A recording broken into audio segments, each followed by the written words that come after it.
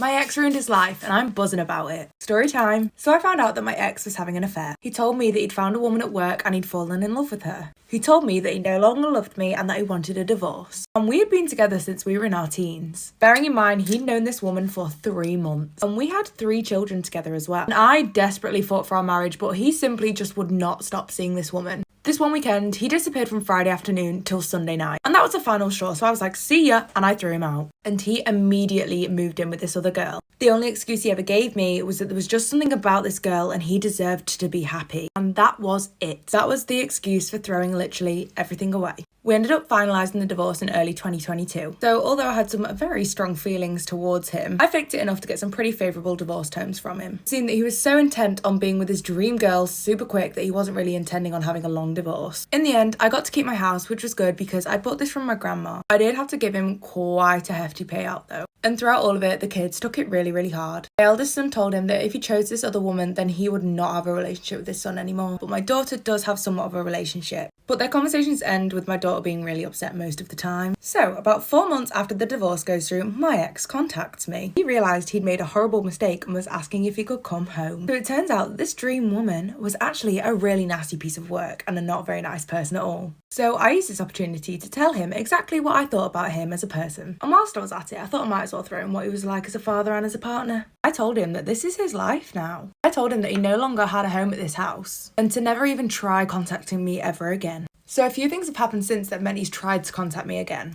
I'm also aware that this is not the right shade, but we'll sort it out. First of all, I met someone. My sister introduced me to someone who she works with who is also divorced. We got on so well and have been seeing each other since last summer. It's quite nice actually because neither of us want to get married again. And secretly, I think he deserves all the pain he's going through in regards to the kids. He destroyed our whole family without so much of an afterthought. Well, too bad, hon. So sad for you. So, he recently ended up telling my daughter that he'd actually broken it up with his dream girl.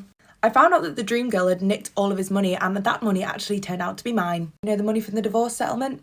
Yeah. Oh, and she also wrote off his car when she was driving drunk, so that's great. And this is all coming from a woman in her 30s. You know, just to remind everyone, coming from a woman who he knew for 3 months and then proceeded to ruin our whole family for. And I act like I feel pretty sorry for him. Inside, I delight that this is the life that he's made for himself. Call me evil or whatever. He brought all of this on himself. So if you're watching this, enjoy your shite 1-bed apartment and your broken down car, hon. Oh, and me and my new partner will think of you when we're on our vacation in Hawaii. I know Hawaii was the place you always wanted to go. Maybe I'll send you a postcard.